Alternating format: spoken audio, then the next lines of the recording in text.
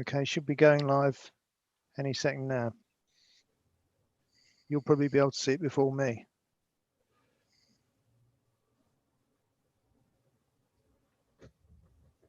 Good evening, everyone, and welcome to tonight's General Purposes Committee meeting. Meeting tonight as the trustee of the Victoria Hall Trust. I'm your chair, Councillor Kamaljeet Kaur Nagpal. I'm just going to start by making sure that we have all our members present. If you could just answer when I call your name, please. Thank you. Councillor Rice. Present, Chair. Councillor Aslam. Sent his apologies, I believe. Oh, Chair. yes. Councillor Aslam sent his apologies. Yes, thank you, Helen. Councillor Ball. Present, Chair. Councillor Deer. Present, Chair. Councillor Rooney. Present, Chair. Councillor Shaw. Present, Chair. Thank you. Councillor Sumner. Present, Chair. Thank you. Councillor Taylor. Yeah, present, Chair. Ian Patterson. Present, Chair. Tippy Chowdhury. Present, Chair. Thank you, everyone. Okay, just on to the order of business. You've gone very quiet again, Chair.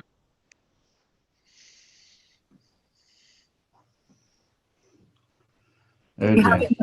Oh, right. Can you hear me now? Yes, Chair. Right. So on to the order of business. Apologies for absence. So we've already noted Councillor Aslam's apologies. Any urgent matters? Any matters to be considered in private? Any declarations of interest? Minutes of the last meeting. Can we agree the minutes of the last meeting, please? Agreed. Agreed.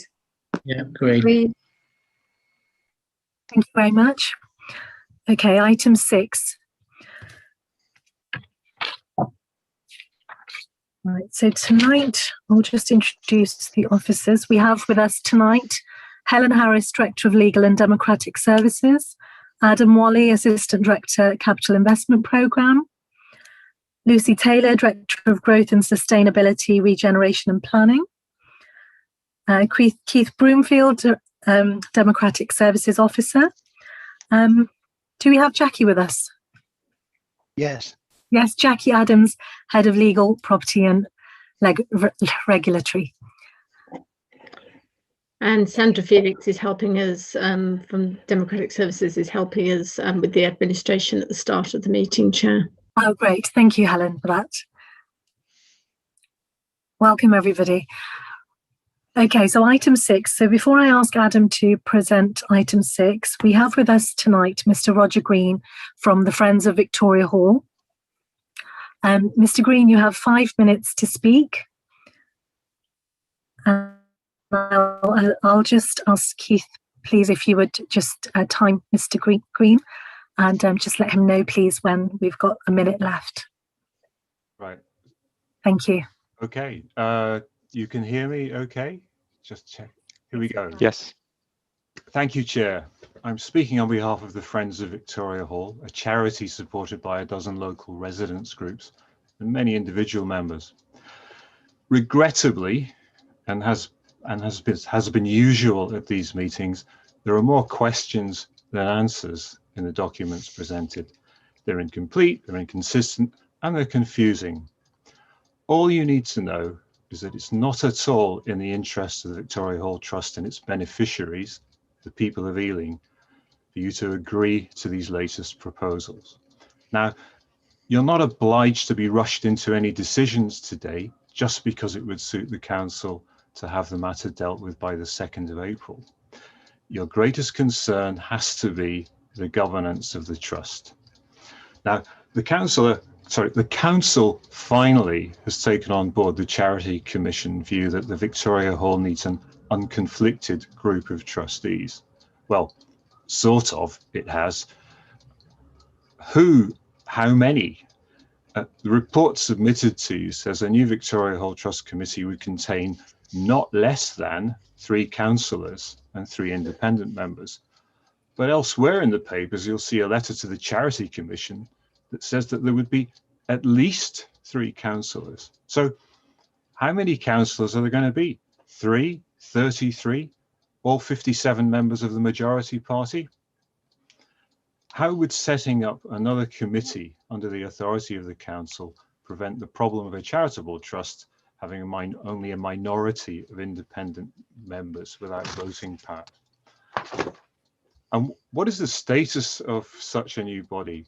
If you look at Ealing Council's constitution, you'll see that it just cannot be one of the council's committees, subcommittees, advisory committees, joint committees, or joint subcommittees. Councillors would be bound by the council's code of conduct to represent its interests. They would have to declare a conflict and exclude themselves from any part of the important trust decision making. To be truly independent, the trust and its members must be entirely free of council control, genuinely able to act only in the interests of the trust with an independent chair. Yes, the chair. There's no definition of how that chair would be appointed and whether it could be one of the independent trustees, as of course it should be. If you allow that 2nd of April deadline to stand, by the time a proper trustee board could be formed, the game could have been long over. The trust will have no influence on the revenue share from any hotel deal or in implementing a proper fit-for-purpose community use protocol.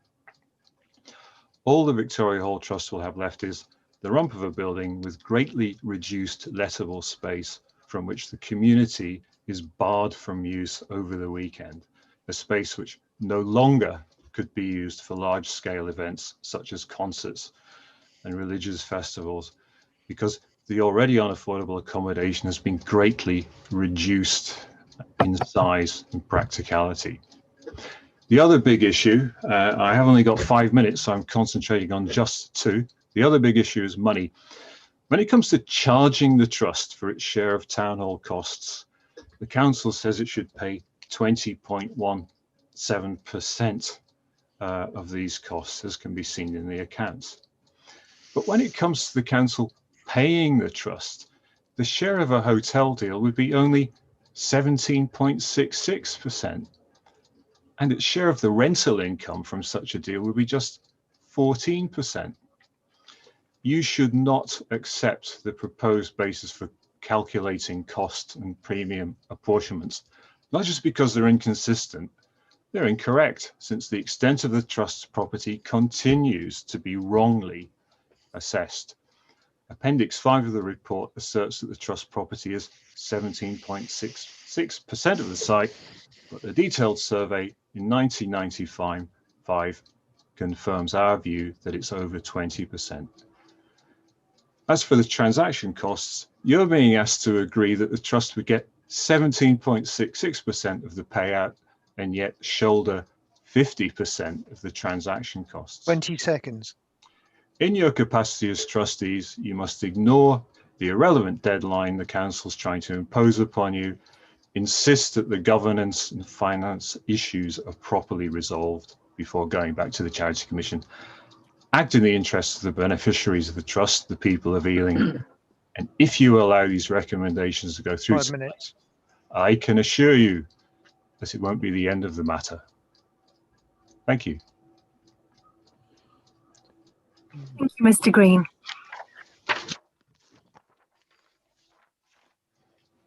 Adam, if I could ask you please to present item 6 for us, please. Thank you, Chair, and good evening, trustees.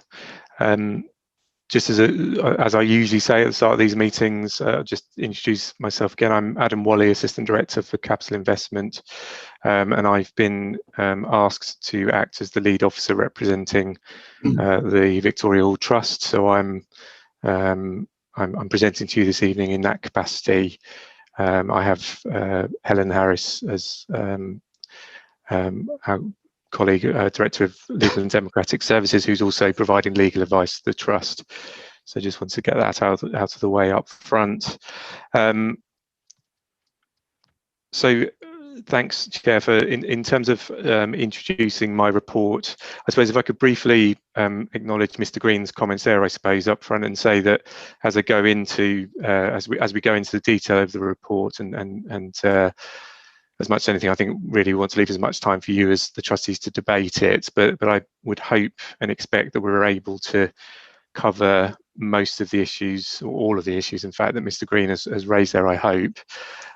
So I'm not proposing at this point to sort of respond to those in any great detail, although, as I say, I hope we'll be able to cover those points. The one issue I did want to briefly touch on was around timing and urgency. I really just wanted to know, obviously understand the views of the friends that have just been expressed. I personally would be directing you as trustees to do take on board the urgency of the situation. Whilst I recognise the points that's been made in that it's it's been presented as a council deadline, I just make the point, I suppose, that obviously you as trustees have previously reviewed in detail the options and have ultimately resolved to support the Mascraft proposal. So I think the emphasis really for me, just in my opening remarks, is that deadline is fairly urgent, both for the council and for the trust. As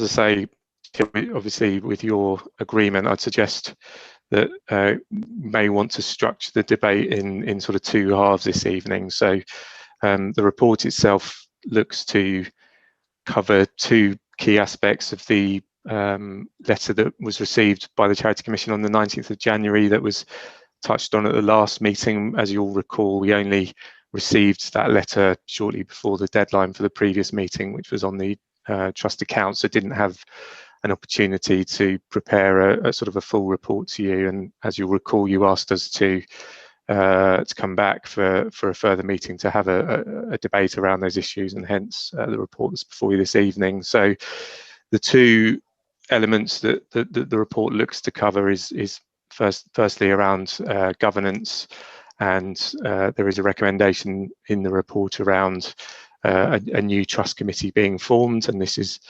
intended to address the issues that the Charity Commission have raised on that, and that's covered in recommendations 3, 4 and 5 of the report.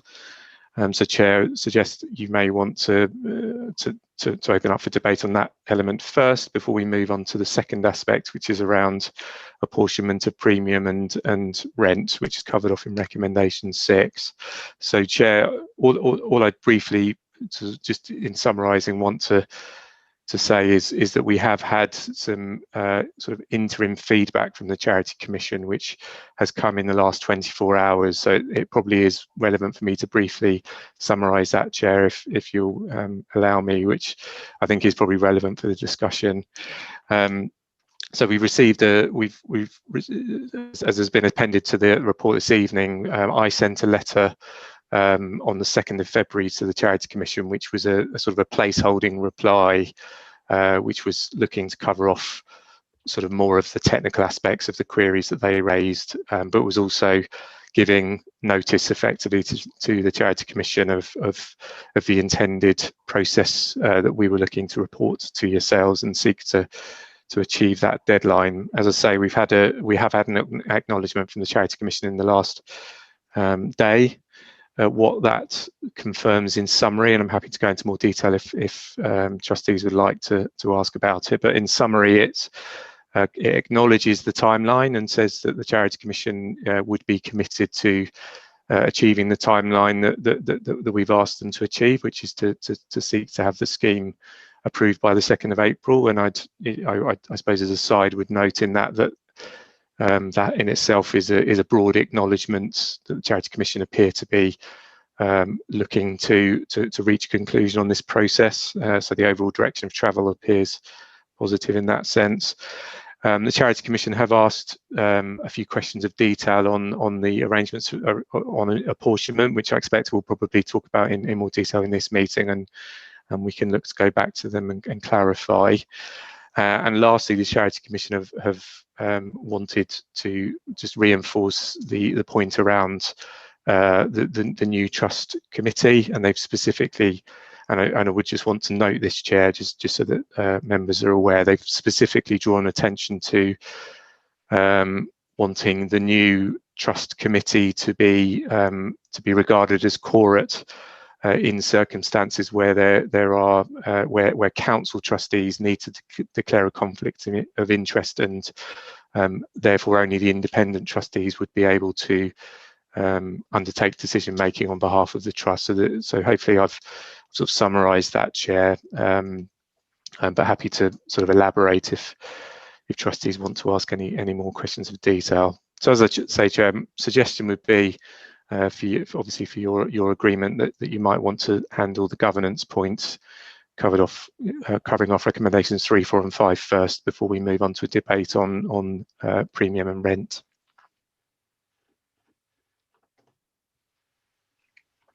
Adam?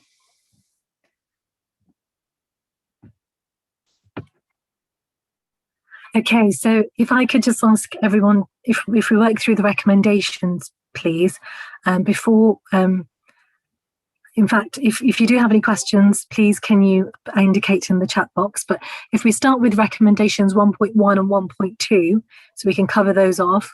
So 1.1 is to note the letter that we saw at the last meeting, the letter to the trust, dated the 18th of January. And 1.2 is to note that there are 2 remaining substantive matters, which are, one is the ongoing governance structure and one is the apportionment of premium rent and rent under the Mastercraft proposals. So if we can just note those, please, and then we'll move on to 1.3. Okay. Noted. Thank you. So recommendations 1.3, 1.4 and 1.5 are about governance. So if we take this part first, then we'll move on to 1.6.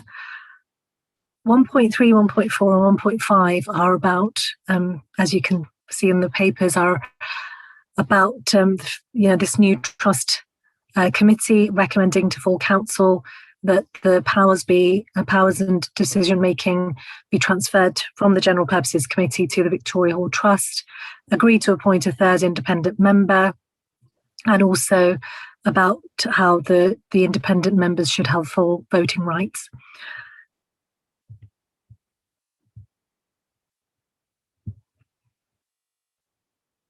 Councillor Ball. Yeah, thank you, Chair. So in the letter from the Charity Commission, they indicated that having 3 independent members and 3 to 6 councillor members was the sort of the kind of minimum starting point that I accept.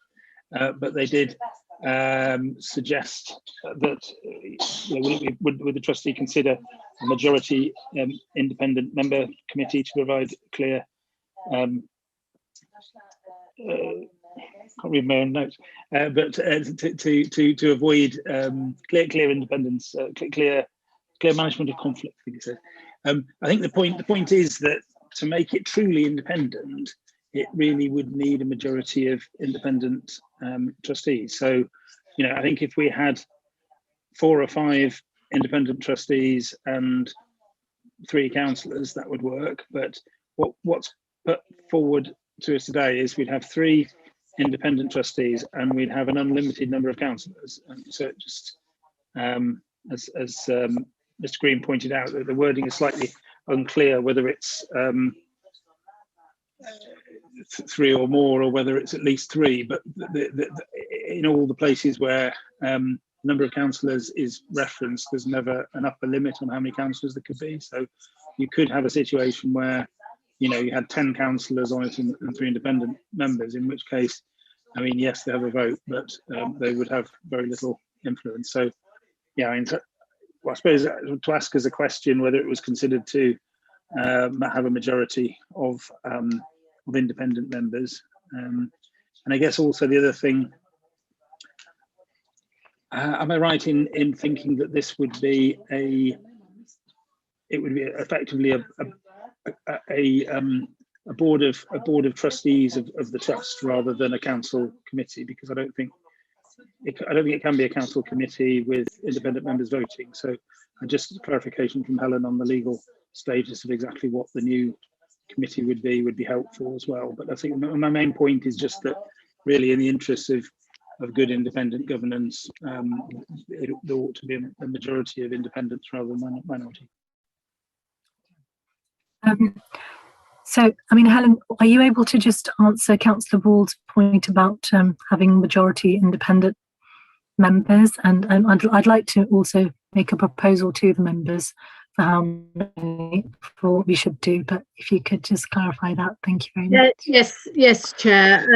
Just to be clear, the trust, the original trustee is Ealing Council, and it will be for full council to set up the type of whatever it determines should carry out the functions as trustees. What I suggest this committee, this trust does this evening is make recommendations to full council, and they will then be hopefully taken on board. I've already done an outline draft report for the 2nd of March full council, so we can crack on and put that in place. Regarding the numbers of councillors, we didn't specify in the report what numbers there should be, partly because the point of this report, as you can appreciate, was drafted very rapidly for relative to how long we normally take producing reports. And at that point, I wanted to make sure that we were including in the report something that that would be supported. We've left it open, so the trust, I'm hoping the trust will make recommendation, will come up with a number and recommend that to full council. Regarding the number of independent members, we've suggested 3. However, if the trust feels there should be more, then that's an option, and you're the ones in charge here, so say, and we can recruit more. Regarding voting powers, in response to Councillor Ball's point, on this sort of committee, actually, non-councillors could, they could have full voting rights. There are other types of committees where they can't, but this sort of committee, absolutely, they could have. So that can happen again immediately following full council on the 2nd of March. It will take us a bit longer to recruit more independent trustees. That is, if you want, which would be my recommendation, to follow an open and transparent recruitment process involving public advert. And if we just got mates in, I'm sure we could pack the ranks of independent trustees very quickly, but that's not Ealing's way of doing things, and I certainly wouldn't recommend it. So following a transparent process, it will take us a little while. I've already booked and paid for space in the next edition of Around Ealing, so which was very successful last time. We have recruited 2 excellent independent trustees through that route. Chair. Chair, could I just thank you for that answer? Could I just add, though, just as an example, the Pitts Hangar has 14 trustees, 2 councillors, and 12 independent members. So I know it's not quite the same structure, but that's a sort of a feel of what is possible. Did you want to say something then? Yeah, I was just going to come back on that, Chair. And what we also need to bear in mind in relation to how we structure and organise the committee is how it will be run and resourced into the long term. You know, I'm an Ealing resident. This trust is I hope it will last longer than, you know, it has up to date. And so we want a robust mechanism. Obviously, if we have lots of independent trustees, depending how we organise it, Pitshanger Manor has a very different income stream. It's on a different scale. What the Victoria Hall Trust is several admittedly large and important prestigious rooms, but within another building. The Pitshanger Manor Trust has its own very substantial income streams and resources, and pays for independent levels of support. My view is that would be challenging on the going forward for the Victoria Hall Trust, which is why officers are recommending the structure we are. But again, you're in control, so you know, we'll put forward recommendations and we'll advise on them and take them forward. Thank you, Helen. Ian? Yes, thanks. Just a comment to start with. I do think that however this debate pans out, I think it would be helpful if, in response, well, both recommendation to the council and response to the commission, that a specific number for both independent and councillor members is proposed. I mean, the debate so far has already pointed out the problems around the formula of not less than or those type of words, and I fear the Charity Commission will fire that straight back. So whatever the number is, and I get the council will make the decision. I think we ought to settle on a number tonight, and I'll just kind of state that. Just as a question, just to flip that around, perhaps a question back to Helen. If it were the case that the council representatives were not in the majority, i.e. there were a majority of independents, where does that leave the council as trustee for this property? Because it is, I think I'm right in saying, the council, which is, as an entity, which is the trustee.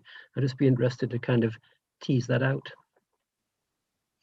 Are you happy for me to answer that, Chair? Ian, thanks for the question, Ian. It's a good point. The answer is if the council has appointed this committee to carry out its role, it doesn't really matter who's sitting on the committee. Whoever comprises the trust committee will make those decisions, take those decisions on behalf of the trust. So it's for the council to specify. Thanks. Okay, thank you, Helen. I mean, we have to agree something this evening, so I mean, I'd like to make a proposal. I think perhaps we should have 3 independent members and 5 councillors, and that would allow us to have cross-party representation.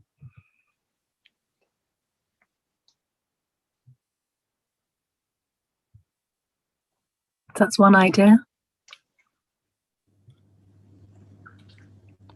I think I would second that, Chair. I think that.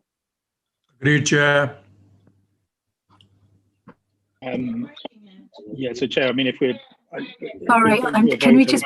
I'm sorry. Would you mind just indicating in the chat box, please, just so I can make sure that everyone speaks who wants to speak, please. But yes, go ahead, Councillor Ball. Right, I wasn't quite. Yeah, I mean, so I mean, I wouldn't agree with that for the reasons I said. That I think there ought to be a majority of independents.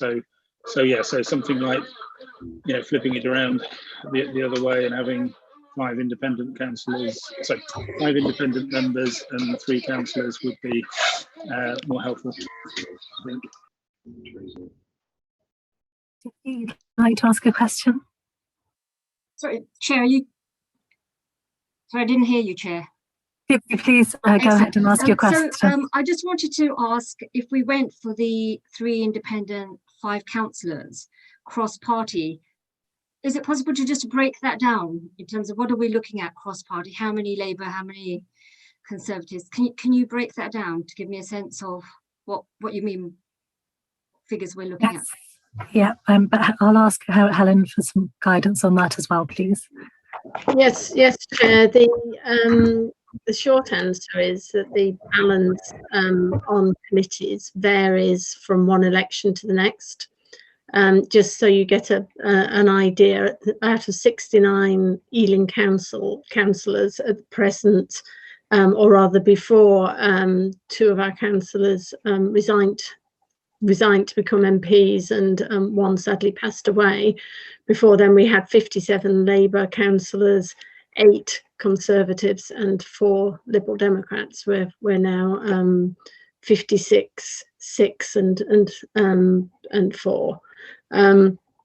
But so the balance does vary between elections, and there is also there's a little bit of elbow room in terms of the overall balance, but on a smallish committee with it would be very difficult to justify more than having an opposition councillor on a 3-councillor committee. You could justify 1 opposition councillor on a 5-councillor committee. I hope that helps. But if there's a big change at the next election, then and certainly over the life of the trust, that would those balances would change. So just a follow-up question then to that. So we're looking at 4 Labour councillors sitting on this committee, 1 opposition councillor. Is that right, Helen? So there's just another question for clarification. Given that Labour is the majority party and is doing this deal with Mastercraft, is there not, by its very nature, that Ealing Council is the landlord? Does that not declare the Labour councillors a conflict of interest because they're landlords and the trustees? So is there not an issue there? And what is conflict of interest if it isn't that? Chair, would you like me to? Yes, please, Helen. Yeah. In terms of conflict of interest, party politics shouldn't come into it. Labour councillors have no more of or less of a conflict than councillors of any other party. So that's the first point. In terms of whether councillors are deemed to have a conflict in particular decisions, that would be something we'd have to look at on a case-by-case basis. It's quite difficult to advise at the moment in the abstract whether or not it could be deemed that councillors have a conflict. In terms, I would be looking at something in relation to the council's interests, for example, rather than the developers' interests, and yeah, it would be something we'd have to work our way through.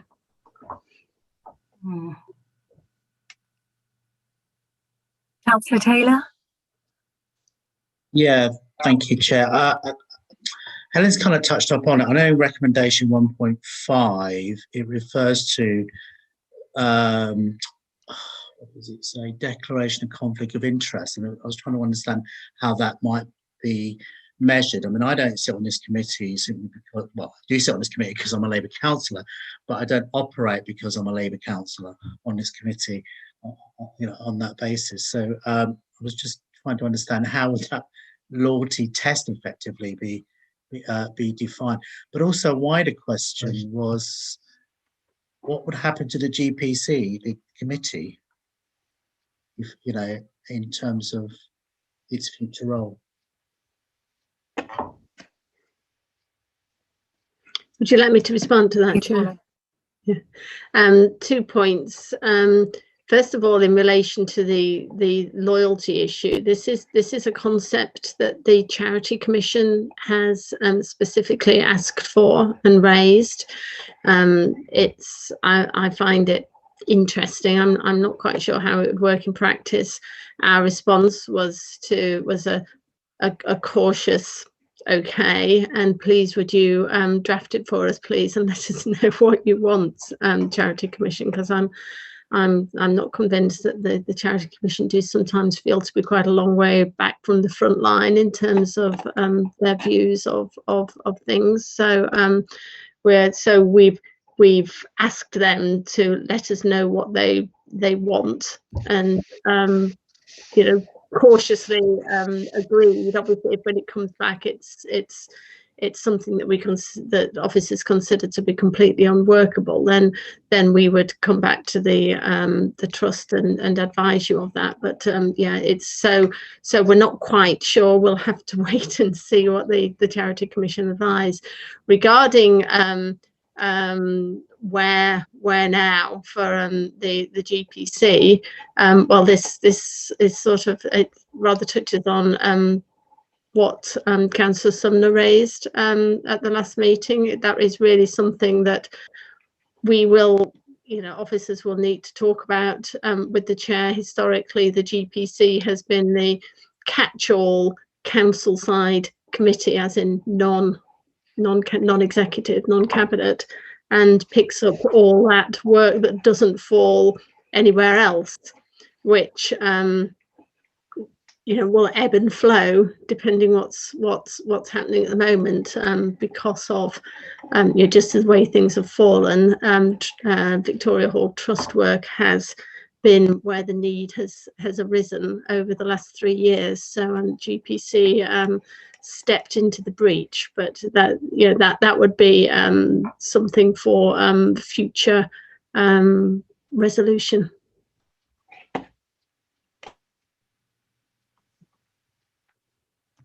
So I suggested something earlier, and I've already had 2 members come back and agree with what I suggested. So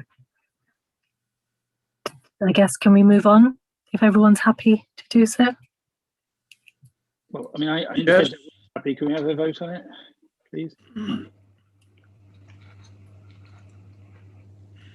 Vote on what?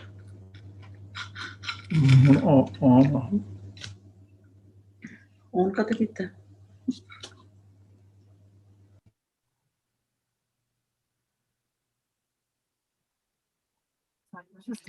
We've lost your audio, Chair. Oh. Can you hear me now? Yeah. Sorry about that. Sorry, so I was just saying, can we move on, as we've already had 2 members agree with the proposal?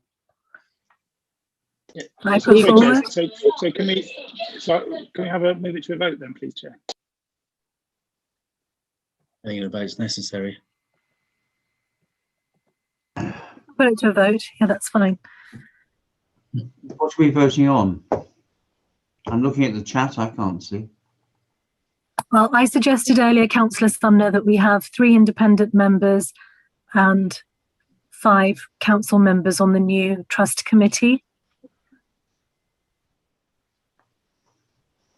And just we had 2 members agree with what I suggested, and we haven't had any other sort of recommendations suggesting numbers, and we will have to reply to the Charity Commission with numbers. I'm sorry, Chair. I'm looking at the chat. I'm sorry to speak out of turn. I can't see who's agreed. Am I looking at the wrong chat? No, we had 2 members just speak up and agree, so they just put their microphones on and said that they agreed. But I'm happy to have a vote. Well,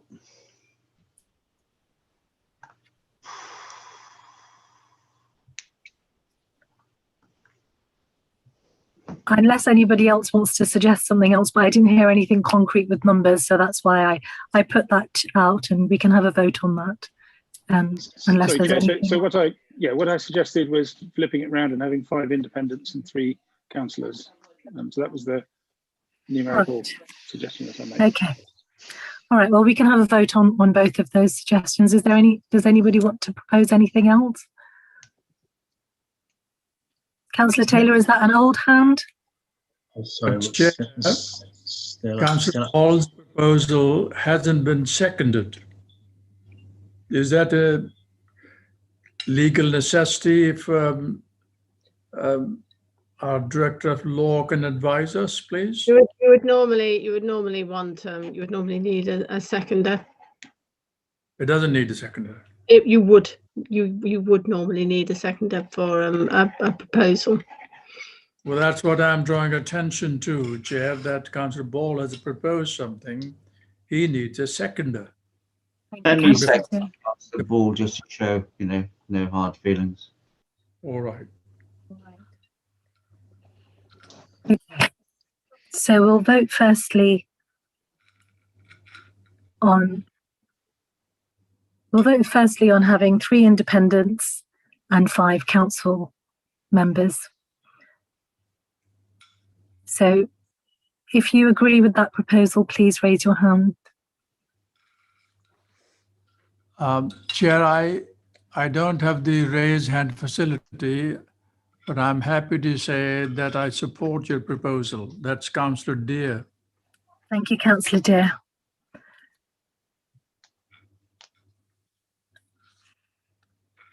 Is you can just wait. I don't know if, so I'm saying a few hands. Councillor Rooney, Councillor Rice, Councillor Taylor.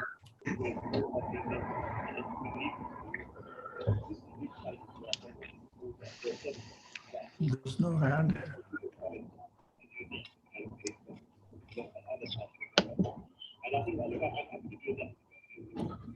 Hello, Chair. Just to say, I don't have a hand raise function at the moment for some reason, but Okay. yes, I'm in favour of this as well. Sorry, I've seen these meetings on Zoom, and normally it works quite well. So I'm sorry. Normally I would read out the names and just ask everyone for their vote. So perhaps just because some members are having problems, I'll just read out the names. So if they go into participants, I think they can raise their hand if they get that. yes, you can raise your hand, as Keith says, by clicking on participants. I'll just read out the names. I think it's just simpler. That's okay. So Councillor Dear, you've already indicated that you're happy. Is that? Yes, please, Chair. Councillor Rooney? Yes, I'd like to vote for that one, please. Thank you. Councillor Rice? In favour, Chair. Yes. Councillor Shaw? Yes, in favour. Thanks, Chair. Councillor Taylor? Yes, Chair. Councillor Ball? Against, Chair. Councillor Sumner?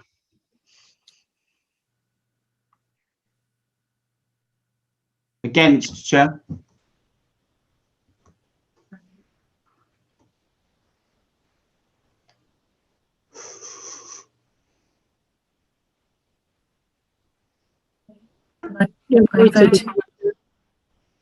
I'm voting for, and so that's 6 votes for and 2 votes against.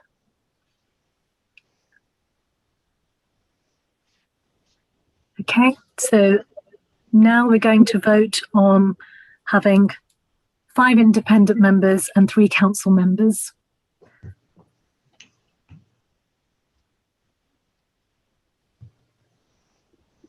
Including all parties. Councillor Dear? Against, Chair. Councillor Rooney? Against, Chair. Councillor Rice?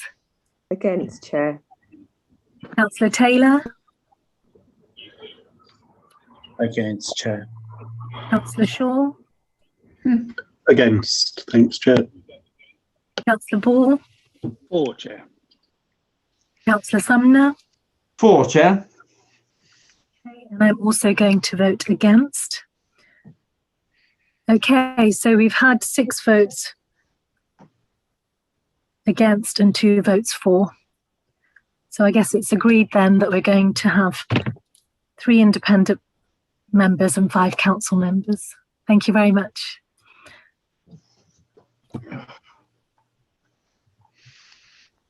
Okay, so just to clarify that this is a recommendation to full council, isn't it? That's right. Forward. Yeah. Yes. Could be overturned, quite right.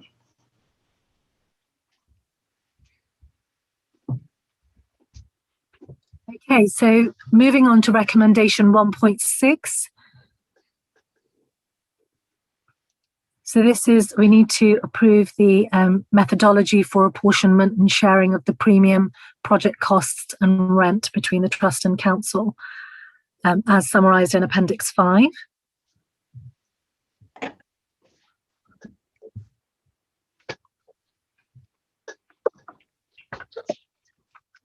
Sorry, is it possible just to clarify this point? Because I know the speaker at the start was talking about it, and I just so I fully understand what this point is about. I'm happy to give a brief summary, Chair, Councillor Taylor. I've got my colleague Lucy Taylor's here this evening as well, who's able to sort of representing the council side and this proposal. If it would be helpful, I'm happy probably with Lucy and I between us, sort of happy to summarise it. So it's Appendix 5 of the report. I'll keep it fairly brief, but happy to go into further detail. The appendix summarises the 4 kind of components of the proposals that have been negotiated between the council and Mastercraft and the kind of commercial terms of that deal. So there is a £150,000 contribution by the developer to the council's professional fees. There is a premium payable of just over £2.5 million as a one-off lease premium. There is an ongoing annual rent under the terms of the deal of £250,000 per annum, which is subject to a 5-yearly rent review. And then there is also additional rent that is payable subject to the developer achieving certain levels of turnover under the contract. And what the appendix goes on to summarise is how the council would propose to apportion each of those 4 headings between the council and the trust. And these are essentially consistent with the independent valuer's advice that was given to the trust by Sanderson Weatherall last year, which is to say that in the opinion of the valuer, the trust rather can firstly rely on this offer in its summary in terms of the council's deal with Mastercraft as a market tested and therefore a sort of a compliant proposal and market consistent with the market for the deal that's on the table. Again, happy to go into further detail, and Lucy, I'm sure will support on any of this too. But in summary, the apportionment methodology is outlined across the 2 pages of the appendix. It's proposed that the trust would be entitled to a proportion of the lease premium based on a floor area pro rata calculation of the current trust property as it sits as a percentage of the total town hall, which is 17.66%.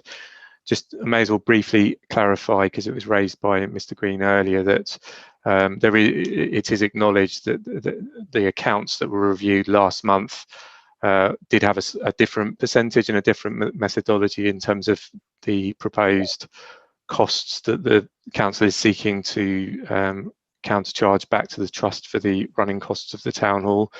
I should say that whatever is, on the basis that this methodology is agreeable to you as the trustees this evening, that those accounts would be updated to reflect this new percentage.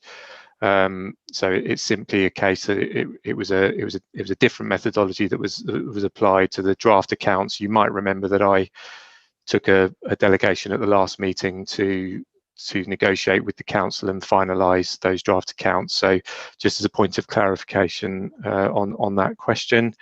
The lease premium would also, or the council's proposal would also be that the lease premium would be subject to a fair and reasonable contribution by the trust towards the project delivery costs that the council would incur, and that's further outlined in the formula. So that's the premium section of the methodology, and then it goes on to describe the annual rent.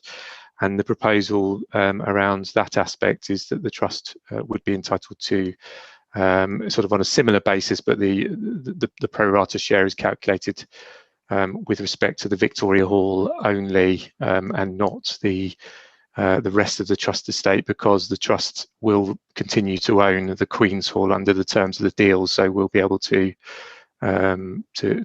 generate revenue from continue to generate from revenue from that asset, which it will continue to own. And lastly, there's the same principle would apply to the extent the council itself receives any additional rent under the deal with Mastercraft. The trust would in turn receive the same share based on the proposed 10.41%. So hopefully, Chair, that gives you and Councillor Taylor a sort of summary of what is being proposed. And as I say, myself or Lucy can hopefully clarify any questions on detail that you may have. Yeah, can I ask you a question, please? This is Councillor Dear. Yes, go ahead, Councillor Dear. Yeah. I thank Mr. Bloomfield for the information he's given to us. But Chair, can I take you back to the beginning of the meeting when Mr. Rogers, I hope I've got his name right, he addressed us and he raised this question. So is that, what was the name of the gentleman? Mr. Green. Mr. Green, I do apologize. So Mr. Green, he raised a very important point in terms of the methodology of apportionment. And he also pointed out the anomaly in terms of the apportionment of costs, premium and rent. Now, Mr. Bloomfield has given some explanation, but what is the justification for different percentages in terms of this methodology? For example, in the report, it says that for premium, it will be 17.6%, but in terms of rent, it's a lower share. So we really need to know that why have we used different methodology for these heads of costs and income, and what is the justification for that? Thank you, Chair. Chair, would you, Adam to respond, please? Chair, if I may, Lucy, would you be comfortable if I could ask you to respond to that one in the first instance? Yeah, sure. Thanks, Adam, and good evening, everyone. So the reason for the different percentages is because in the way the project would be structured overall, and the expectation, and you'll remember from previous reports that have been considering the Victoria Hall Trust, the trust currently owns the Victoria Hall and the Prince's Room, and what the council has agreed with the Victoria Hall Trust is to make a swap of some of the trust's property. So the Prince's Room is given up by the trust, and in return the trust receives the Queen's Hall, which will be a remaining room in the eastern wing of the town hall, which Mastercraft will do up and return to the council, and the council will then be able to demise the Queen's Hall to the trust. So the reason that there are two different percentages is because the first calculation based on the premium is on what the trust currently owns. The second calculation is based on a rental payment for the Victoria Hall alone, because the trust will also own the Queen's Hall and be able to raise rent separately from that.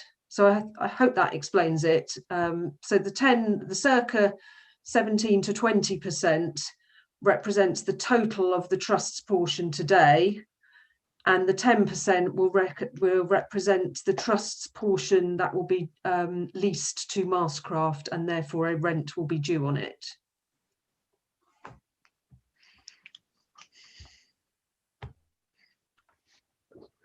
Councillor Ball. Yeah, thank you. So a couple of questions. So the first question is, do we have any sort of feeling for what the shared project costs, which is down as C in the calculation?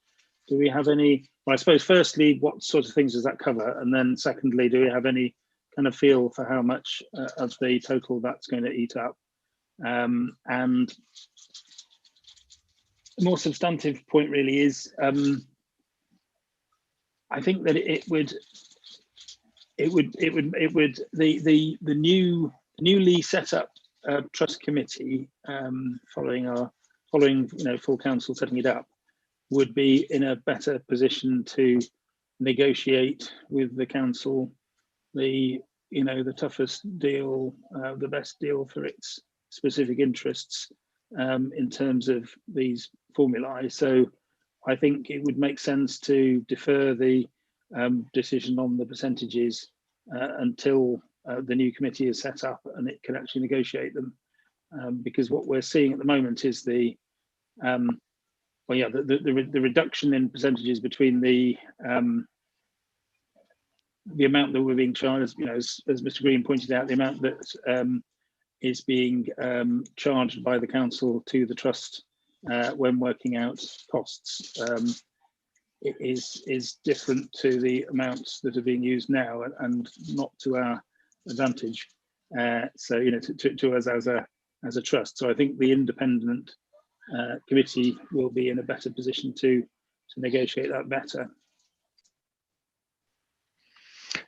Chair, if I may, I'll just respond to Councillor Ball's sort of final point, and I might ask Lucy again to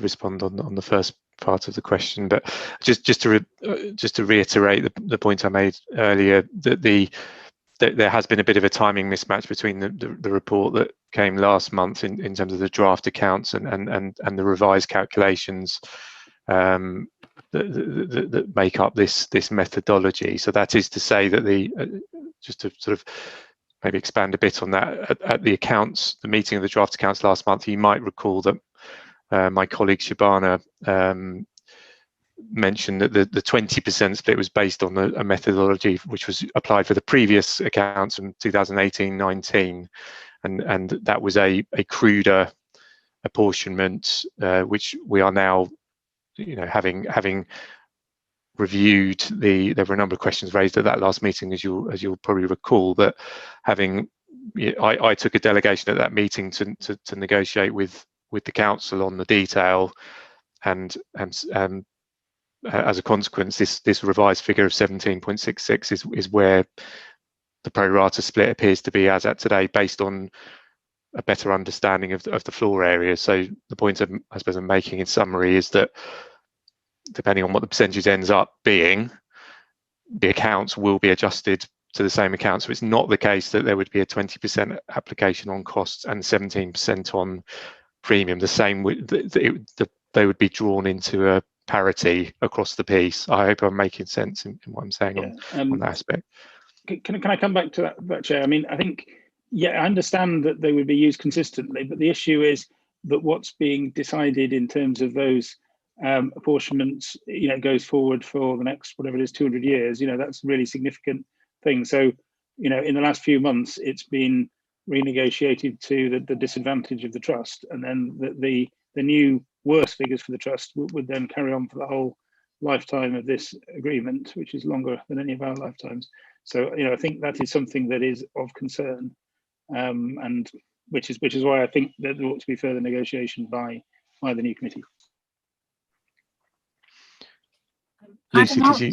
Oh, sorry. Oh, sorry, Chair, you go ahead. No, I'll let Lucy speak first.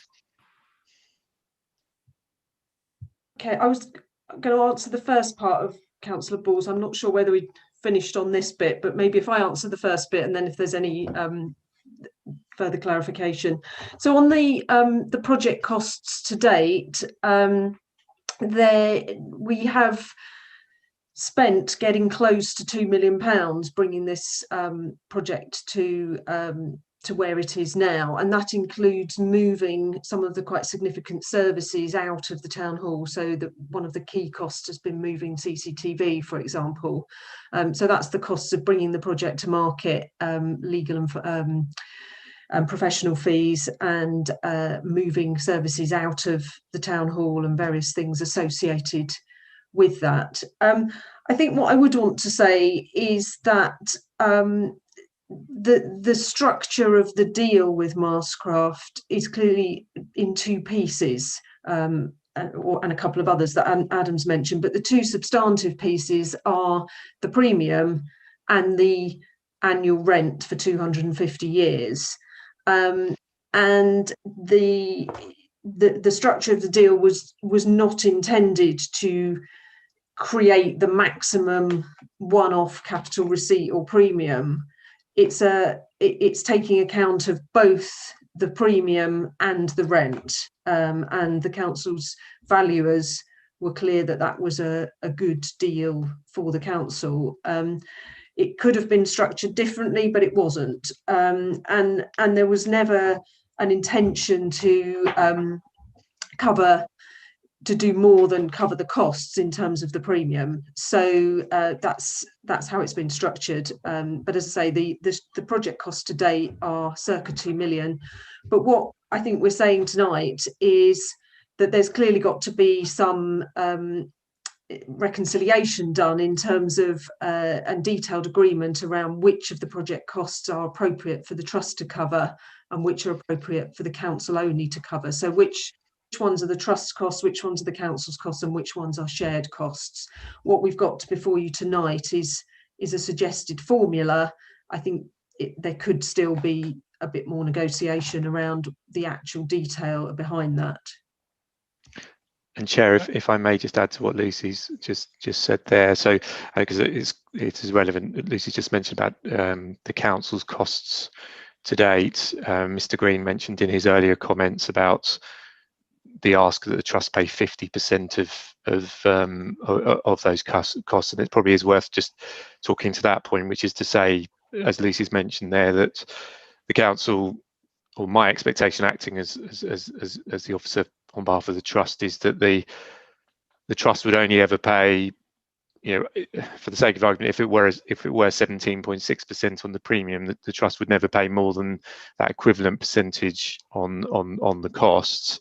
And even then, I think my expectation is that we would, in terms of the figures that Lucy's just said there, we'd need to understand that the council's costs are, all of the council's costs are directly relevant to the trust, and would be seeking to have any non-directly related costs removed from any equation before any trust contribution is calculated. So just wanted to sort of clarify on that point. I think, Chair, if I may briefly just add, I think the key, obviously, for this evening, Lucy's just helpfully kind of sort of mention it really, that the key for this evening, as I said at the start, is that we, there is a need to get back to the Charity Commission, sort of pretty urgently to resolve what we've, these remaining issues, and hopefully move the trust into a future where it can start to look ahead and operate, with an eye to the future. And as Lucy's just said there, I think the record, just to be clear, the recommendation before this evening is about signing off on the methodology. I think, as Councillor Balls just said there, and obviously it'd be for you as the trustees to express a view on this. If there's a debate to be had about whether the percentage should be 17.66% as opposed to any other given percentage, I think, again, it'd be for Lucy to confirm on the council's side, but I think what I'm hearing is that is still potentially open for clarification. So going back to the point that's been made about, this being a long-term, it is an important decision clearly to be made. I think I guess I'm just emphasising that it is the methodology that we're seeking your approval of, not necessarily locking in the percentages once and for all this evening. So I just wanted to sort of make those few points there, adding to what Lucy said, Chair. Thank you, Adam. Can I come back on that, please, Chair? Councillor Ball, okay, briefly, but I want to allow people to speak who haven't had an opportunity yet. Sure. I mean, really, is there a guarantee that there will be any premium for us? I mean, so if the total costs are over 2 million already, and we're, you know, there's a lot more to be done on the project, and would you know, I mean, obviously, I heard what Lucy said about some of the costs wouldn't be anything to do with the trust, but it depends which parts of them are shared. But is there any guarantee that we get anything out?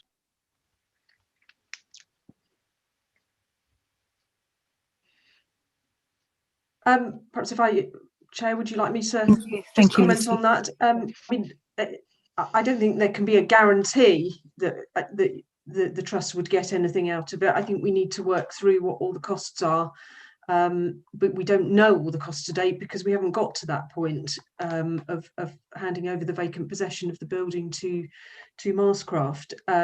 So I'm not in a position to guarantee something, but what I would just say again is we need to work through the detail of with the trust which costs it is appropriate to share and which it isn't, and if the council has spent more than, and if you then apply the formula, and if there may well be that the trust is due a premium, and even though there's no money left from the whole thing, the council then will have to pick up its own costs in addition, if that makes sense.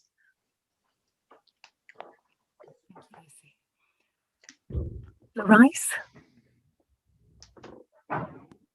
Thank you, Chair, and can I thank Adam for such a good explanation of the ratio, looking at the floor space, and so it does actually seem like a very fair way of explaining it. It does make a lot of sense to me. I mean, there's just one thing that doesn't really come out of the report. It's just looking at costs and just looking at running costs and whether there may be any kind of disproportionate running costs that could be incurred by the trust, and whether that might have any impact on the decision we make, because we do need to make a very responsible decision here. So just do want some kind of reassurance and clarification on that, please. Thank you. So, Chair, thanks, Councillor Rice. Chair, if I'll briefly respond. Lucy may want to add as well, just as a apology if it wasn't clear from the report, and just as a sort of a quick reminder,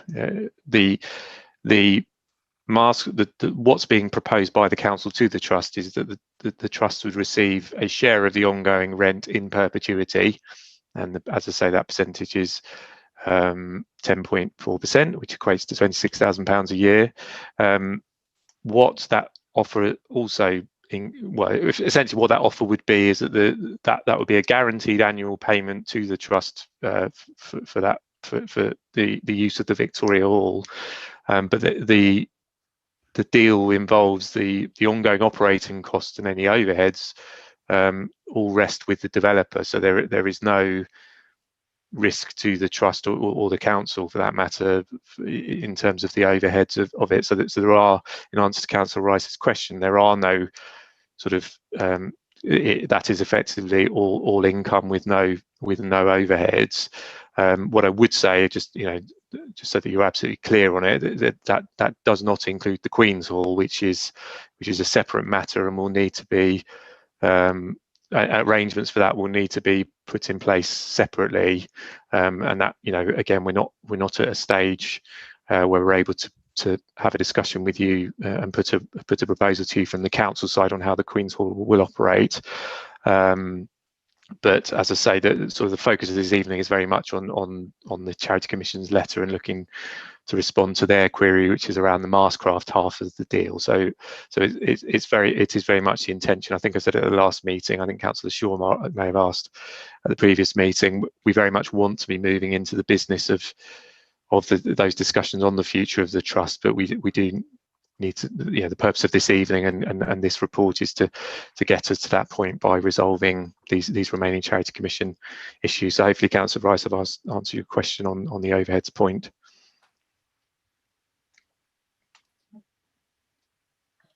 Yeah, you have a question? Yeah, just thinking back to the last meeting, we actually agreed a proposal for an independent review or assurance on the accounts as coming out of the debate then. And given the importance of this and the fact it's going to kind of live with us, well, forever really, I'm just wondering whether I acknowledge the need to get back to the Charity Commission with a formula. But I'm just wondering whether there is scope to include a review of the formula and the approach to this cost sharing within the independent review. I didn't really expect the review to have been done by now, but it would be useful just to get an update on kind of where we are with that, who might be doing it, and the scope for inclusion of a review of this key formula in that review. Possibly informing the Charity Commission that the submission is subject to final assurance and review, which the trustees are seeking. So I might, Chair, again, if you're okay, I'll respond to Ian's question there. I might defer to Helen just on the sort of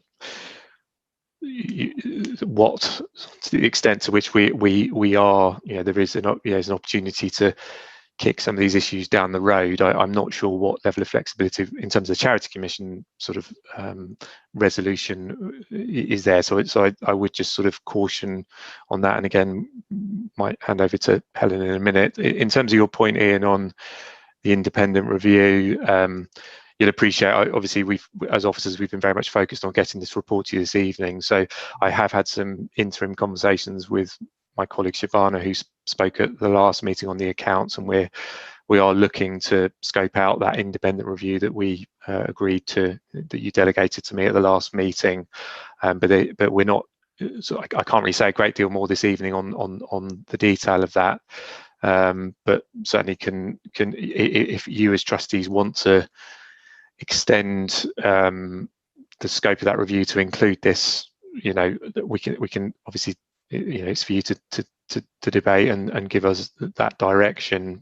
But again, I would just come back to that point I've made about the urgency on the Charity Commission. I would probably, again, before I hand over to Helen in a minute, just briefly add, and again, as I say, it's not for me this evening to sort of, I'm not here to present the Council's proposal to you, but what I would say is that the proposal is already, in terms of the methodology, it is in line with what Sanders and Weather, or the independent valuer, has already advocated should be the way that a fair and reasonable way of apportioning the cost. So I think there's maybe a debate about percentages and whether percentages have been correctly applied, but in terms of the methodology, I just repeat the point that has already been sort of independently recommended by a valuer as a fair approach.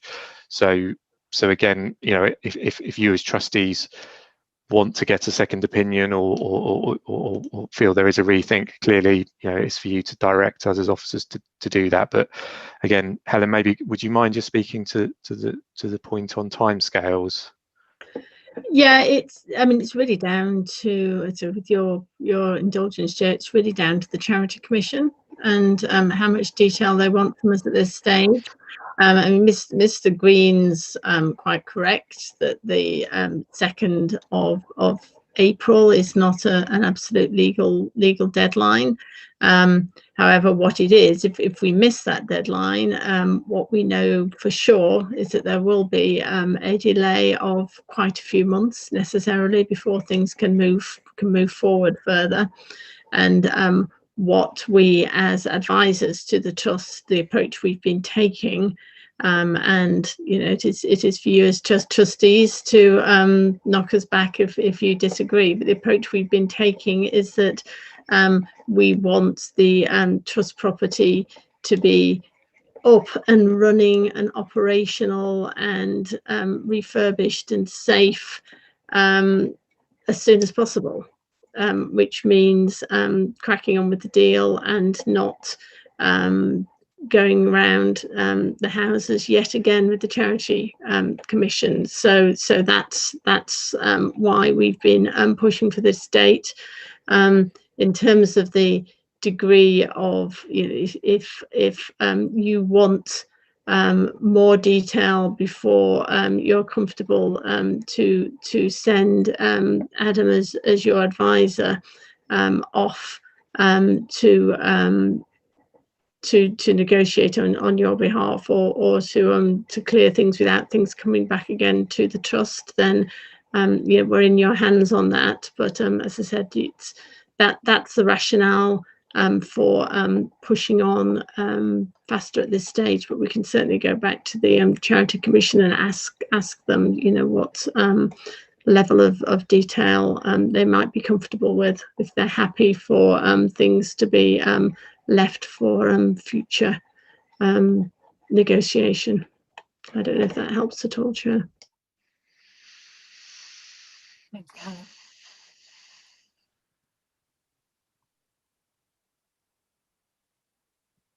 Councillor Shaw?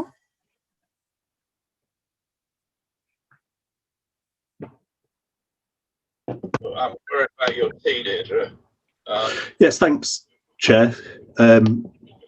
Sorry for the delay there. I had trouble. The buttons on Zoom seem to be sticky tonight, and I don't have the hands up function for some reason. My comment or query, I think, was really covered by Ian quite nicely. What I was sort of concerned about is, I think we don't want to leave the new trust, if you like, hamstrung by our decisions tonight, but we need to make sure it's fair as well.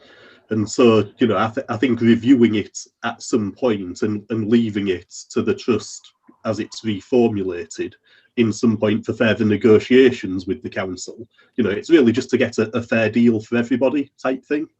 It was what I was going to sort of raise.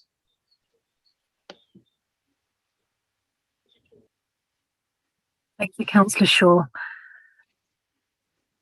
Councillor Taylor? Yeah, thanks, Chair. I think it's probably a similar point to Councillor Shaw, actually. I don't know, this uncertainty over this methodology. I mean, I don't have an alternative methodology. Nothing's been proposed. So, the advisors are saying this is you can negotiate some of the figures, but this is probably the best methodology, the best approach there is. But I don't know, and I don't know. I suppose I was worried that are we now setting something up that will hamstring, for the future, and there's no way of a reversal. So it's just that we need to be satisfied that this is the right thing. So, so maybe what Councillor Shaw and I think Ian might have been alluding to, just that we're satisfied before we hand it over to another committee that this is this is the right deal.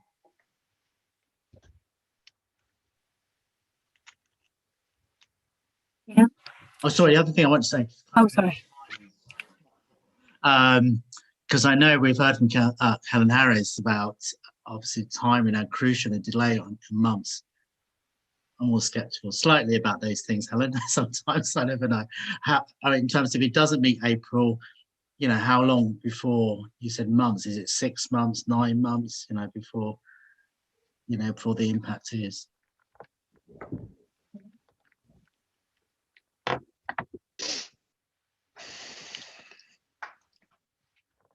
Would you like me to respond on that, or do you want to take Ian's query first? Okay, we'll take Ian's query. It may be helpful. I hope it is anyway. I wasn't necessarily suggesting that we didn't respond on this point or ignore it, because actually what I think would be helpful is to let the Commission know that we have addressed it and some work has been done and some thought has been put into it. But just I think one or two other people, just conscious that whatever we agree is going to subsist for a very long time.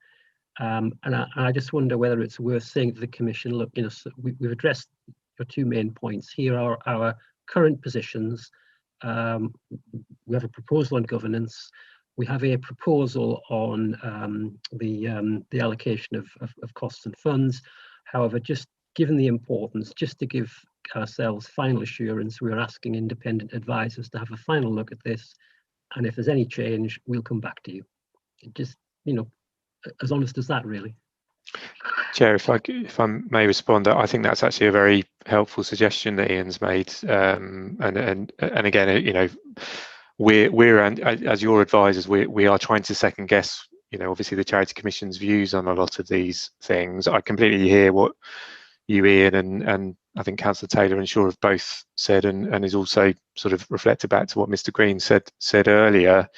You know, in an ideal world, we would have the benefit of time, you know, proper times for this to be reviewed. I think Councillor Taylor's asked the question is, you know, how firm is the deadline? I mean, all we can say is, and Helen can go into detail. I know she was due to come back to it. That you know, I believe that if we do miss this current window, there is a whole reconsultation process that needs to be gone through.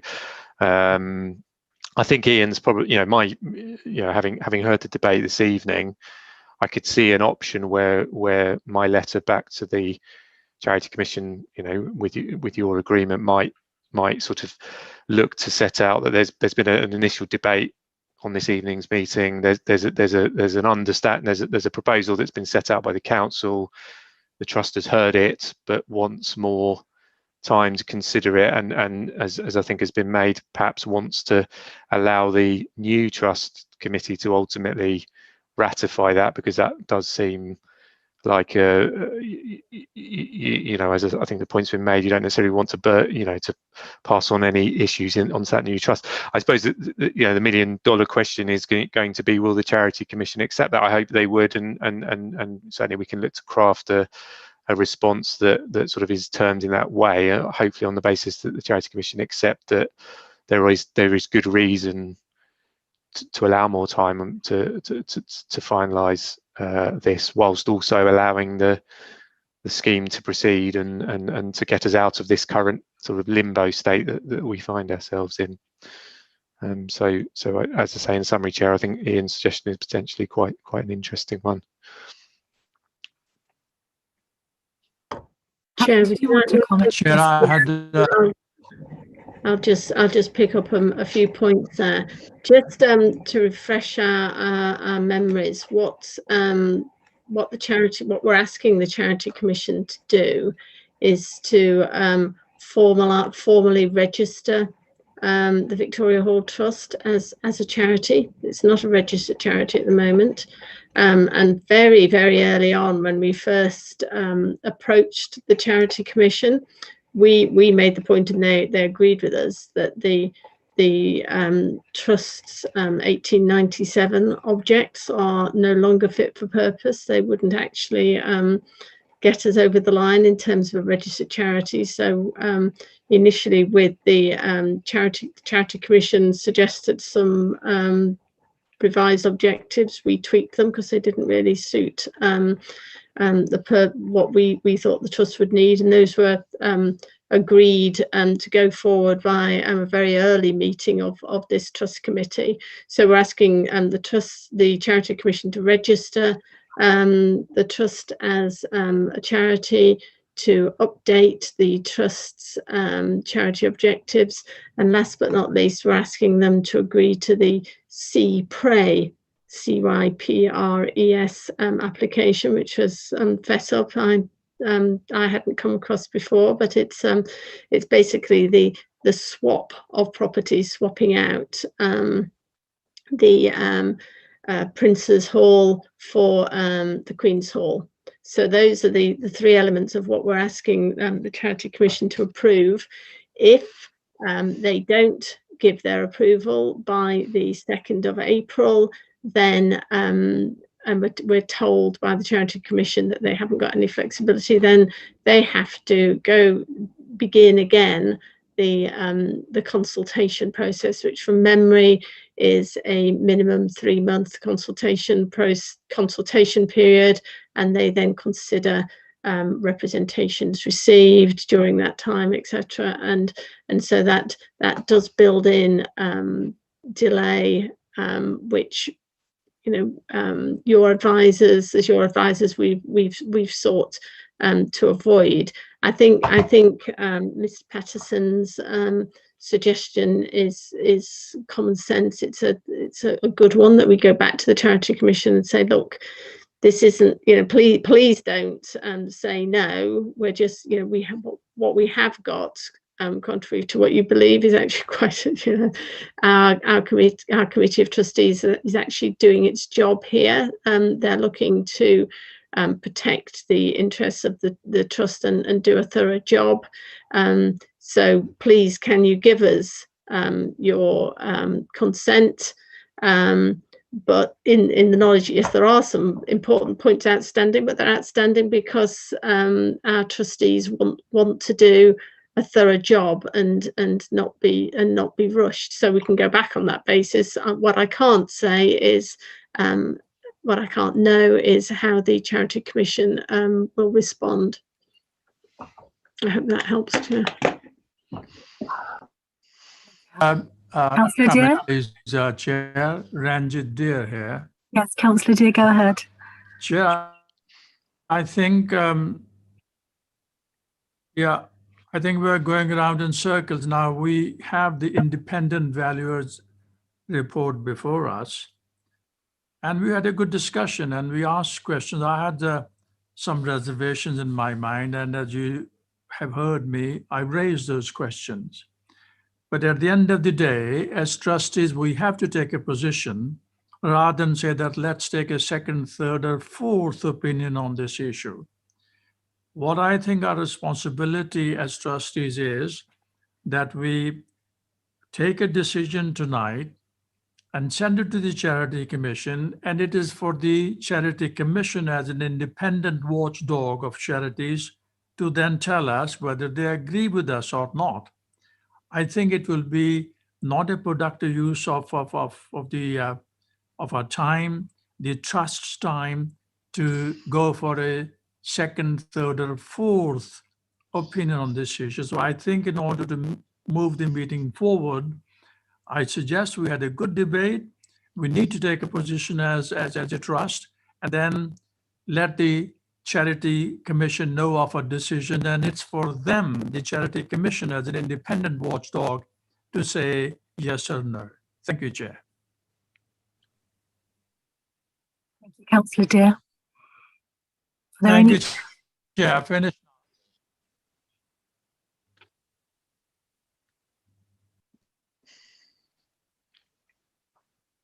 Sorry, Councillor Dear, were you saying no? Were you saying anything? Something else? Okay. Do we have any other questions or comments?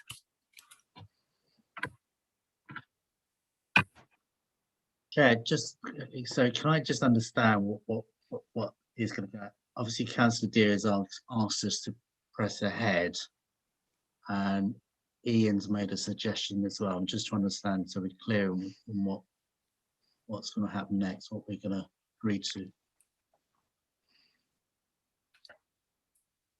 So, I mean, we could have a vote on how we want to proceed. I mean, I would say to members that we've got a methodology here in front of us. It's, you know, it's come from an independent source, our independent valuer. And I know that it was an independent valuation that was done.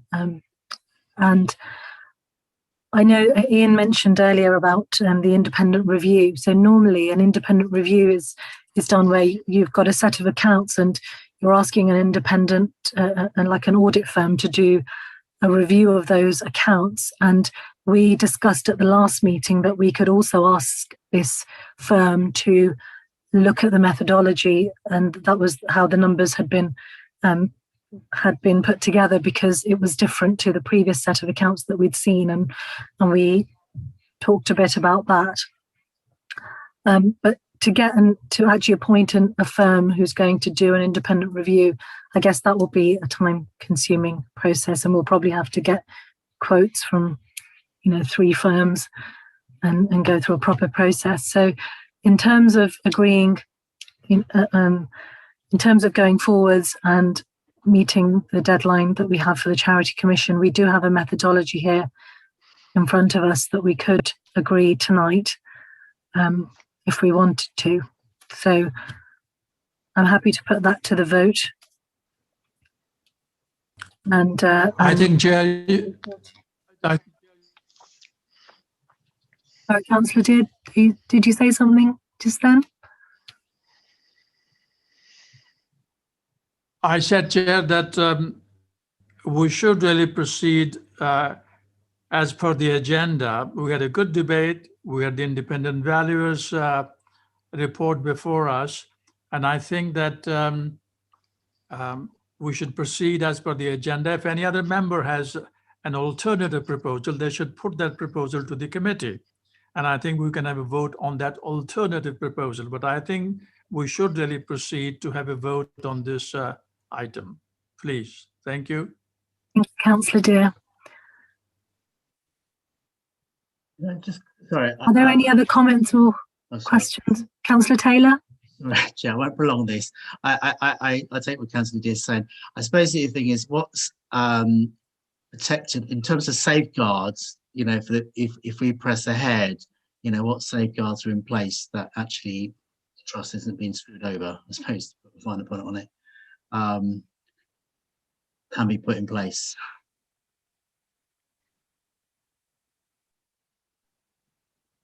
Sorry, was that the wrong term? What safeguards can be put in place? That was your question. Okay. Can I take some guidance from the officers on that? Helen, maybe if you...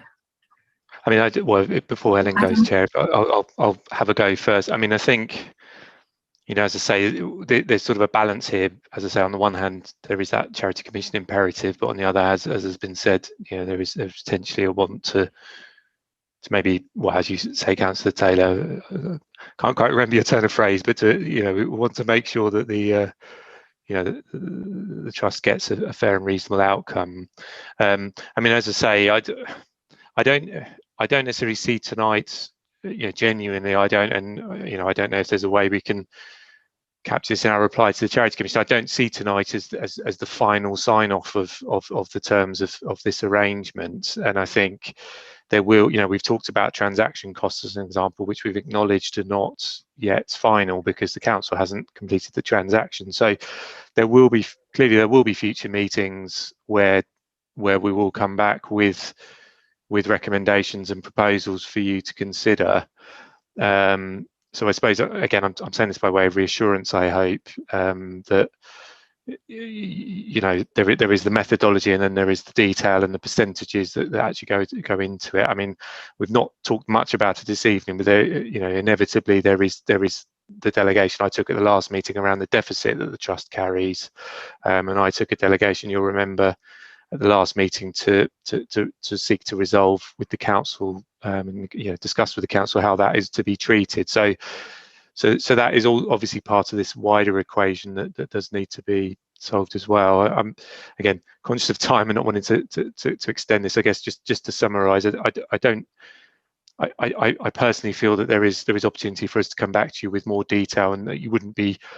I don't believe that what is before you tonight would be you burdening the future trust with something set in stone. Again, Helen, if you want to add anything, please do. Yeah, I agree, Adam. I mean, there are a lot of things. I mean, if you look at the original recommendations, there's an awful lot of authorising officers following consultation with the chair, etc., to go on and resolve points of detail. As I said, there will absolutely be a lot of things that will need to be reported back to the whatever iteration of the trust in the future. certainly the transaction costs and the deal costs are not going to crystallize for quite some time yet. You know, it's still things are still very active. If nothing else, some of the work that the trustees are looking to commission this evening, you know, independent review of the accounts, all that costs, and those will sort of fall into the project costs, and so these are very much ongoing, and they will be reported back in due course. But it's a question of you know, needing to do some things now in order to get some meaningful things through to the Charity Commission. Thank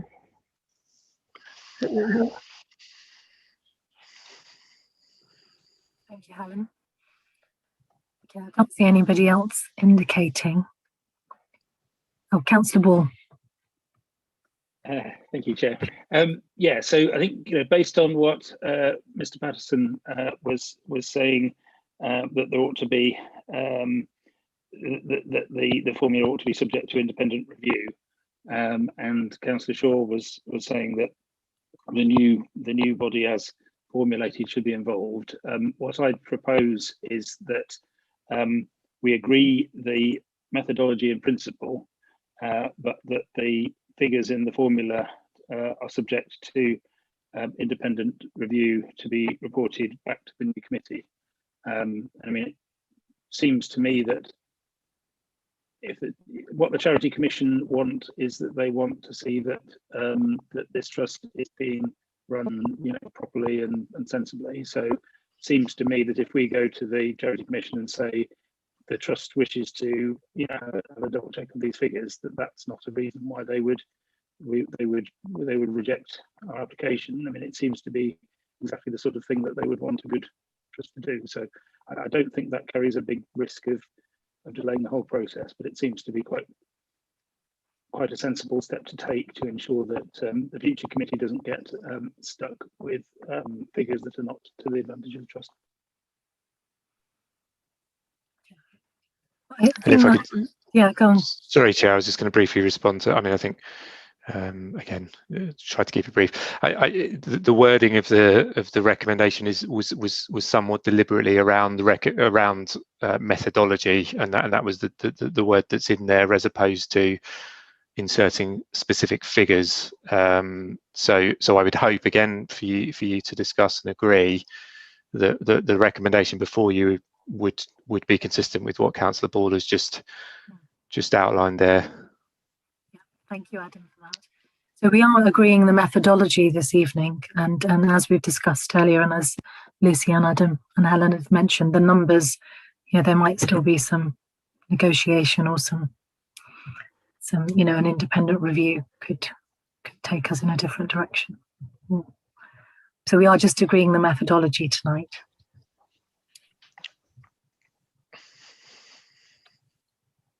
Want us to agree? So 1.6. But yeah, we are not. We're not really mixing Councillor Ball's proposal in what is on the agenda, are we? Well, we are just agreeing tonight the methodology. Check. As on the agenda. Yes, so we're 1.6 says that we're approving the proposed methodology for apportionment and sharing of the premium, project costs and rent. So we are just agreeing the methodology which we've had an independent valuer who suggested this to us. That's right, isn't it, Helen? I can see you putting your hand up. Yes, Chair. Just I was just checking back. If you look at the minutes of the last meeting, you did agree that there should be an independent review of the accounts anyway. So that's definitely happening.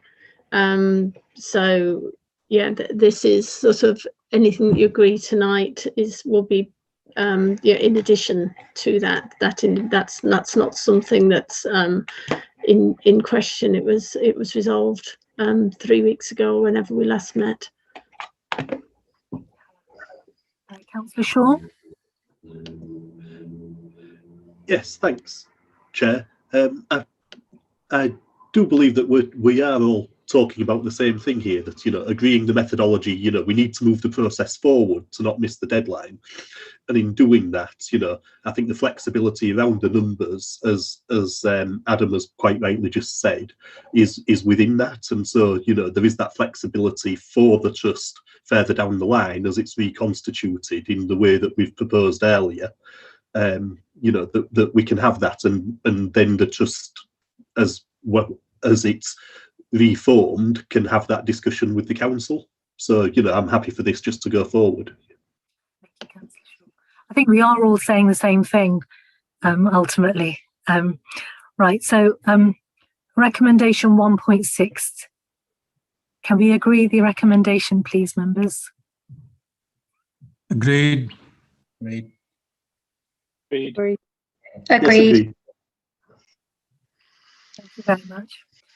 Right, okay, so moving forwards, recommendations 1.7 and 1.8. So these are sort of next steps, really. So are we happy to agree these, please, members? Agreed. Agreed. Yes, agreed. Agreed. Agreed.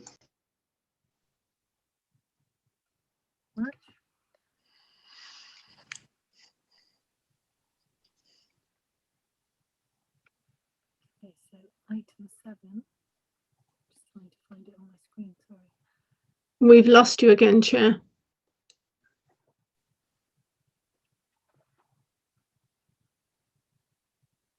We can't hear you. Can you hear me now? Yes, you're back. Sorry about that. Yeah, but Few sound issues this evening. You've gone quiet again. Sorry, Chair. Can you hear me now? yes, yeah. Okay, so thank you very much. So item 7 is date of next meeting, which will be the 1st of April 2021. Question. Yes. Obviously, apart from being April Fool's Day. Just to clarify, do we know what we're going to be discussing? Because obviously in previous meetings, we've talked about the regulatory part of the committee. I don't know if obviously the teams are busy because of involved in COVID compliance work, but I'm just trying to think what would be on that agenda. We have in the past had other business, and not just a Victoria Hall Trust, but I don't actually know at the moment what reports are coming forward. Perhaps one of the officers might be able to comment. I might, Chair. I don't, again, whether Helen has anything to add. I'm afraid it's a bit outside of my remit, as obviously I'm leading on the Victoria Hall aspects of your role, but I'm certainly happy to. I appreciate it's been asked at a number of meetings by several councillors. I'm certainly happy to take away and speak to colleagues about the wider remit of GPC and those other matters, but I can't give much more than that this evening, I'm afraid. Chair, I can help a little. I think one thing I know that we will have will be an update on where we are with the Charity Commission and the GPC in its. But having said that, no, we won't, will we? Because the GPC will be no more by then. It will no longer be the Victoria Hall Trust insofar as the other business of the GPC. It's what I've never believed in is making business for the sake of it. I don't, I think that's none of us have time for that. So I will have a discussion with colleagues. I'll particularly talk to regulatory colleagues, but what we were clear about some years ago, the GPC used to carry out what I would call regulatory scrutiny work, which I actually don't think should be the function of this committee. I think we have 5 scrutiny panels, which is actually more than any other, quite a lot more than any other London borough. And we don't need a 6th committee carrying out a further line of scrutiny. So whether or not there will be any reports for GPC in its more traditional role will depend whether there is anything particular to be approved. I know that during 2020, a number of the more traditional business items were suspended because officers were busy, were diverted to COVID-related work. A number of the plans, for example, that have historically that do need to be approved didn't come because the officers were busy doing other work. But I'll make inquiries, and if there isn't any business, then the meeting will be cancelled. Jackie, you've got your hand up. Yes, it's Jackie Adams here. Just to say that quite often the business of, well, formerly the Regulatory Committee and would be General Purposes Committee has spent quite a lot of time considering village green applications, rights of way applications, and a lot of the committee's business time was spent on those, but we just don't have any of those applications pending at the moment, and to that extent it's a reactive committee, and we happen not to have those applications on the go. Wow, I've missed the joy of those applications. Thank you, Jackie. Councillor Samuel? Chair, thanks very much. Mrs. Harris has known my views for quite some time. In fact, we've had a few spats over it. But my problem has been that planning has supposed to have a view and a report, and it used to have this. Alison Ford, for example, and Dipti Patel. I mean, I'm amazed at how many people didn't know who was responding to who after Mark Wiltshire passed over responsibilities on some of the regulatory. So it's not as if I'm the only one that knows this information. Mrs. Harris ought to know it by now, and I'm sure it would be helpful if we had some views, because planning does not report to any committee other than to take applications on a planning committee like we have tomorrow night. So what I'm really trying to say is that there's an awful lot of regulation that's taking place in planning, and I think you need to have a view on it. That's my personal view. Thank you.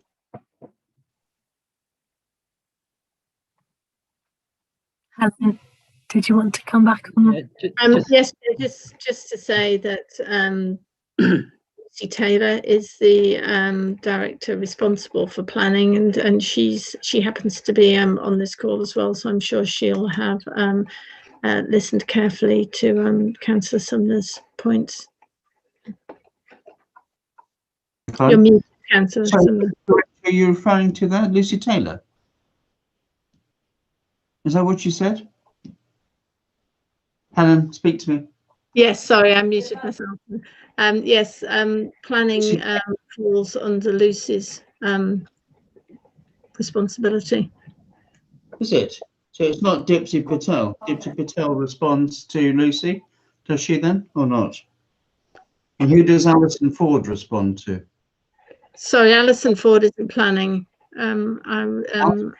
Yes, she has a planning role, absolutely. Yeah. Sorry, Lucy. Shall I just try and clarify in terms of the staff? So Alison Ford is the head of the team that manages planning enforcement. So we have a split responsibility in the council in relation to planning functions. So in my area with David Scarfield, who's the chief planner, considering planning applications and reporting to those, recommending those to planning committee. And the planning enforcement function is headed by Alison Ford, who reports to another director who is Dipti Patel. So that's the split between planning enforcement and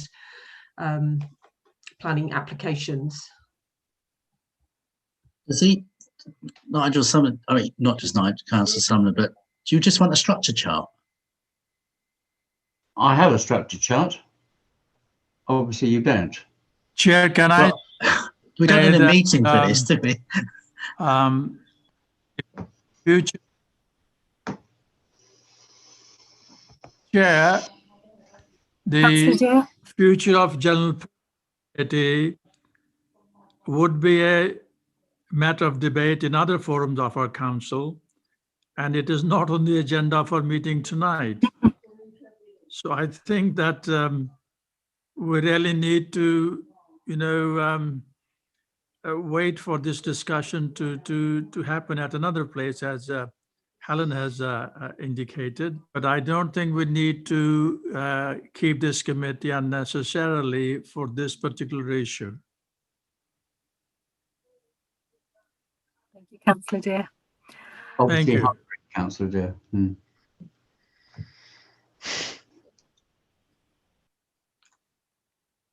Okay, well, it's nearly 9 o'clock. We've been going for almost 2 hours, so thank you very much, everybody.